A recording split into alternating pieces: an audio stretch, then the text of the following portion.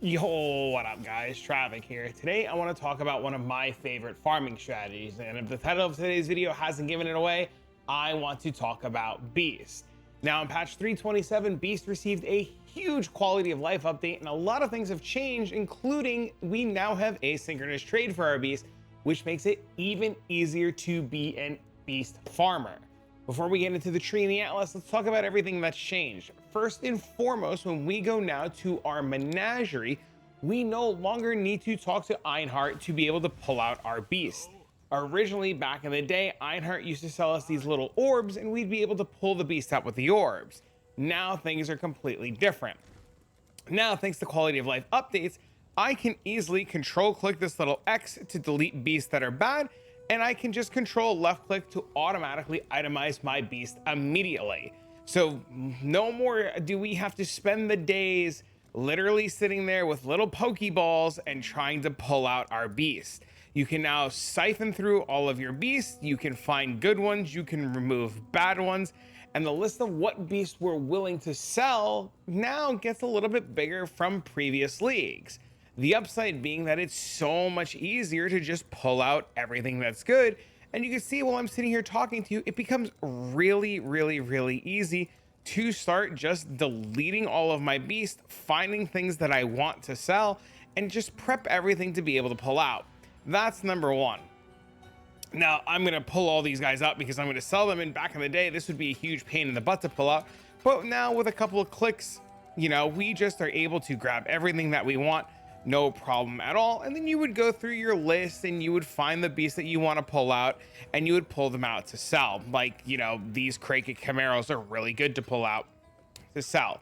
Now, if you haven't already figured it out, there are two types of beasts. There are your red beasts, which have these cool images on them, and if you hover over it, it tells you what it does. Like this one creates a unique helmet and 3 stacks of horizon orbs. This one creates unique body armor. The yellow beasts look like they were drawn by my kid. Like if my kid were to scribble in these beasts, these are your yellow beasts. Yellow beasts roughly sell per inventory. It's a lot easier to sell inventories of beasts to players via the old trade system versus the new trade system just due to gold cost. But with the new trade system and selling beasts, pulling out your red beast becomes very lucrative. So the same thing with like pulling out your yellow beast. Because we're able to now list and trade all of our beasts, you can easily take 1 second, price check your beast, and you know, these are 1C each, and I know they're 1C each, but I'm still going to list them and sell them because I can control right click them in, not worried about it, and they will sell. My Kraken Camaros at the time of recording are only about 40C. I don't want to sell them yet, so I'm just going to bank them off to the side. And you saw, just like that, it is so easy and so peaceful to be able to do and play Beast with the new quality of life update. Because of that, we get to go farm Beast and life is good. Now, sometimes the Beast prices are really good. Sometimes the Beast prices are really bad. It all depends on who's crafting when people are crafting. So when you're watching this video, the Beast prices might be horrendous or they might be really good, or you're watching this in the future and this is a really good league starter. I actually spent the first 3 or 4 days of the league farming Beast and aiming for just Black Morgans and managed to fund a lot of what I did just off the back of farming Beast. Now, to do this strategy at league start, it's a little bit different. You use less scarabs, but we're just going to assume that you're watching this at a time when scarab prices are relatively affordable. We are going to be using 2 major scarabs for this beast farm. We are going to be using the Bestiary Scarab of Herd, which adds 5 additional red beasts, and we're going to be using the Bestiary Scarab of Duplicating, which copies our red beasts. If I come over here to Faustus and just take a look at these are 2C each, and if I pull these up, these are about 1.1C each. So the overall cost per map is like 4C plus whatever map you want to buy and run in bulk. I'm choosing Burial Chambers at the moment because I am hunting the elusive Nameless Seer. Once I find Nameless Seer, I'm going back to Dunes. But we are just going to do that. We're going to grab 2 of these. We're going to click our Duplicating Scarab and we're going to have our map. Now, in terms of what we're actually doing on the Atlas tree, we're doing a couple of things before we hop into this map. First and foremost, I don't have all my points yet. I'm like short 5 points. The new Maven invitations are kind of annoying, but I'll get there.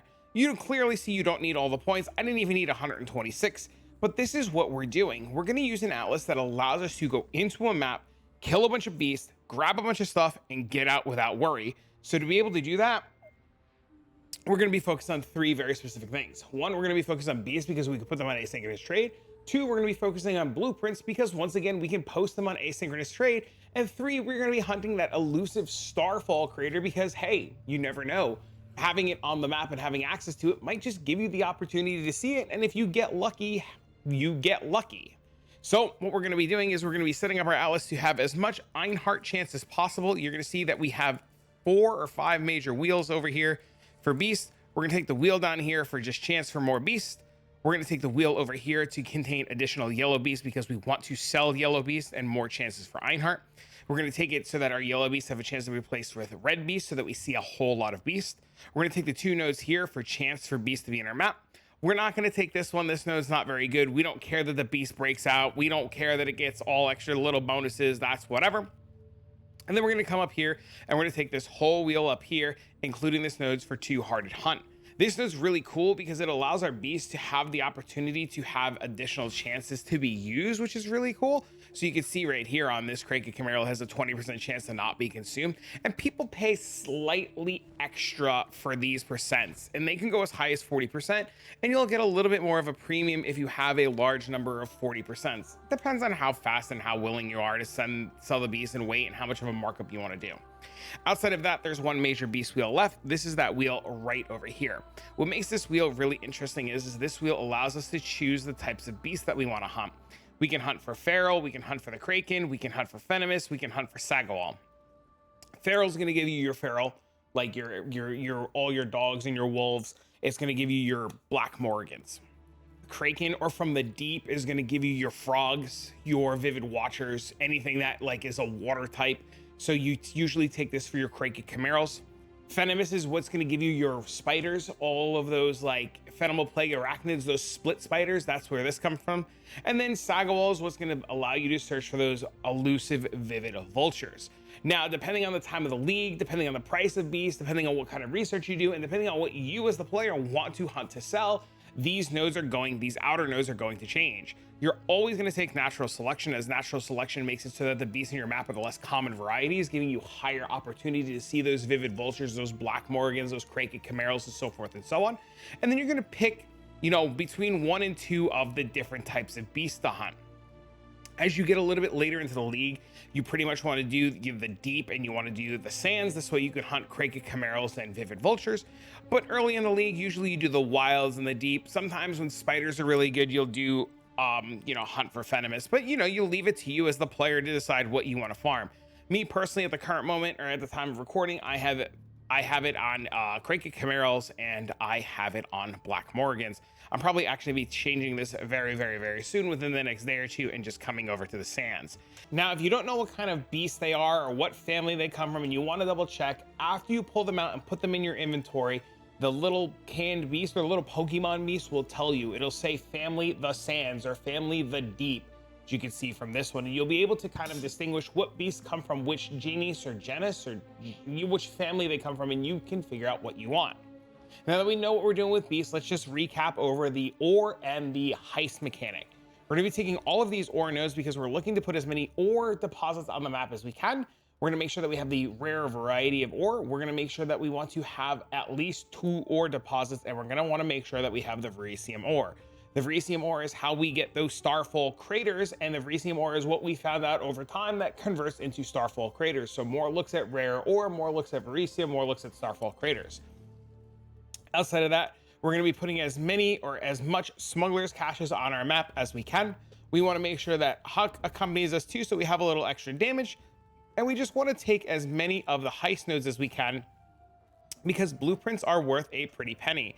We also have the opportunity to find blueprints that are fully revealed that are worth like 40, 50 C, sometimes more. And they're really, really, really lucrative. And we're also looking for additional caches on our map. So we're going to go into a map, we're going to look for our red beasts, we're going to capture good red beasts, we're going to capture some yellow beasts, we're going to look for Starfall craters, and we're going to be on the lookout for heist stuff, because just like everything else, heist can be put right into our shop. You can see I actually have a contract. I have 2 contracts in there, or 2 blueprints right there. And you can see these are wings revealed. These are 1 out of 4 rings revealed. So there's just a free extra 7C or 14C. Once they sell, that'll be put into my pocket. You can also look up rogue markers here. And rogue markers are really easy to sell on Faustus, and they sell for 65,000 to a divine, or you could sell them at 1350 per chaos or 1250 per chaos, and they sell relatively quickly, and it just becomes free extra currency that you could put in your pocket. Now that we know what's going on, we're going to take our map, we're going to grab our 3 scarabs, and we're going to go into our map. Now you can, if you want, choose to put 3 extra smugglers caches on your map for 5 additional chaos, but that's really kind of up to you and how you're feeling at the moment. Sometimes I do it, sometimes I don't. We're going to click our altars that I want. I like blue altars on the chance that I find divines, and we're going to kind of hop into the map. The goal when we go into the map now is to do the map as fast as possible. We want to go into the map, scout the red beast, and we want to leave. So we're going to come here.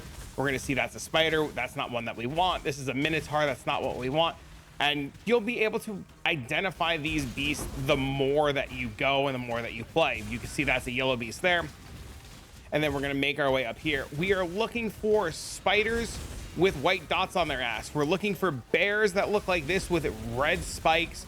We're looking for little dogs with red spikes. We're looking for jumping frogs. We're looking for a specific type of bird. We're looking for a specific type of squid. And you'll just, like I said, the more that you do beasts and the more that you interact with them, the more that you'll start to realize what is what and be able to eyeball what you're looking for. You just saw with the one little bear that had the red spikes on its back, you know, very noticeable, sticks out very well. Essentially, like if you've ever seen the monster inside of Harvest, those are like beasts that you're looking for. You don't care about those. And your goal is, like I had mentioned, to come into a map, decide on if you want yellow beast or not. If you want yellow beast, kill the yellow beast. If you don't want yellow beast, don't kill the yellow beast, and just keep on moving. Ideally, you do these maps in a minute and a half. Now, I'm doing burial chambers because I am looking for the nameless seer, and I have found that while doing beasts, it's been a pretty good way to hunt nameless seer. I would like to not be on this map. I would like to scribe this off, so eventually I'm either going to cave and do another strategy to attempt to find nameless seer. I'm going to say the hell with the doctor card, or I'm just going to bite the bullet and stay here. But I mean, Sanctuary does drop here, so it's pretty nice. And that Sanctuary map is literally why we have those extra nodes on our map. The other bad side about this map is you can have red beasts inside of the boss room, and nobody likes the boss from that map. You do want to make sure that you kill the boss on the 28th map, because you do want to have the opportunity to get those invitations, as those invitations are extra money in your pocket. And you can see this is just the entire plan of what we're doing. We're going into a map, we're double checking our beast here, we're debating on if we want to kill the yellow beast or not. I really don't try to aim for yellow beasts. If I happen to kill them, I happen to kill them. When we're just looking around to make sure that we kill all of the beasts that we want to be killing. Now, ideally, you do this with a character that moves a little bit faster, has a little bit better damage. I'm playing this Eviscerate character. I actually really like this character a lot. I think this character is a whole lot of fun. But, you know, you just want to make sure that you have a little bit of extra movement speed, that you're able to get through these maps nice and quick. You don't really want to be dilly-dallying while you're doing all of this. Your goal is really to get in the map and out of the map as fast as possible. Unfortunately, the lead mechanic with the walls and all that jazz kind of slows you down a little bit, but I mean, it is what it is. You know, I'm not a huge fan of these walls, but, you know, maybe this gets changed. There's like some weird collision with the walls. I don't know what the hell's going on with them, but, you know, it kind of is what it is, right? Come up here. There's nothing over there. And then we want to just make sure over here. Oh my God, these walls are going to drive me. Okay, so there was no beast there. None of those said divines. Nope. And then we'll go check the boss room. And then there'll probably be nothing. And then just like that, we go to the next map. And this is all that you're doing. You're going in of a map, out of a map, in a map, out of a map. And essentially you're looking for those big tickets. Because we have the duplicating scarab, if you ever do hit any of the good beasts, you will double them. And you know, doubling is better than not doubling. So I like it. I think it's definitely well worth it. I remember at the beginning of the league, I was paying like 10 C a scarab for the chance at doubling. And I think it's really good. You know, earlier today too, like while I stopped, I did some other maps. You know, you find Feral, I guess I found Feral at some point and duplicate Feral. And then there's a bear. We duplicated this bear. There he is right there. We got a wild bristle matron with 20% to not be consumed. And there's the other one. There's the copy. and you just kind of like go about your business, and you just go into a map, kill the mob, and go, loot your high stuff, look for your, oh, it's not fully revealed. You look for your Starfall craters. Maybe you get super lucky, you hit the Starfall crater, you get rich out of your mind. And that's really it. You see, while doing this now, we got the wild Bristol matrons. They'll sell for a pretty penny. We picked up some yellow beasts. We got a free contract to sell, and it pretty much just costs us nothing to run these maps. Like, this is literally as free as it gets. Now, this guy too, you see he's got the little white dots on his back. He's a harvest monster. We'll pick him up too. He's good to grab. Come over here. We'll kill the monkey. Not because we want to, but just because, it's a little extra experience. Oh, something really good, speaking of experience, Beast is just absolutely fantastic for extra experience. Like, it is a godsend in terms of like farming experience. It's just really, really, really good. For the sake of time, we're going to be skipping the league mechanic, even though I love doing that specific version of the league mechanic, and we're just going to take a peek in here at what's going on there. Now, I can never tell. I don't think those are Vivid Watchers. I think those are the wrong ones. But, because I'm not 100% sure, we're just going to play it on the safe side. We're going to let Ironheart capture them, and we're just going to take a hike out of this map. Let's just go double check. Let's just see. I don't think they are. They were not. But let's go now and just kind of take a look. So we did like 3 maps. We got a blueprint. We got these Vivids, or matrons. They're matrons. There they are. We got these guys. These guys create synthesis maps, which are really cool, which we'll do those. We'll create some synthesis maps. And we got these wild Bristol matrons, which are 50C a piece. So, in 3 maps, we made 100C plus whatever the cost of the, synthesized maps are. And we really didn't do anything outside of yap to each other. So that's really Beast, and Beasts are great. I love Beast. I think it's a really good time. If you have any questions at all about Beast, feel free to leave a comment down below. Come stop by the live stream or the Discord. I'd be more than happy to answer any questions that you have about Beast. I think Beasts are really good, especially now with asynchronous trade. Like we just price check these guys out, right? You're talking about 50C each. We're just gonna come over here. We're just gonna go manage shop. We'll go to our red Beast tab. We'll put in 50. We'll come over here again. We'll put in 50. I'm not gonna try to price 20% or higher. And that's really about it. And we got our little sanctuary map we'll sell. We'll sell this. I think the sanctuary maps are also pretty pricey, right? 50 chisels. Bro, that doesn't tell me anything. 48 chaos. There you go. Just put 48 here. And then we know these are 7C each because we want to quick sell them. And there you go. That's it. That's Beast. I hope you guys enjoyed this video. I'll be talking about some of the other farming strategies that I've been doing in the next couple of days. And, if you have anything cool that you'd like to share or anything you'd like me to try, please let me know. Be more than happy to try out any cool stuff that you guys are doing. But for now, friends, I hope you enjoy hunting Beasts, and I'll see you all in the next one.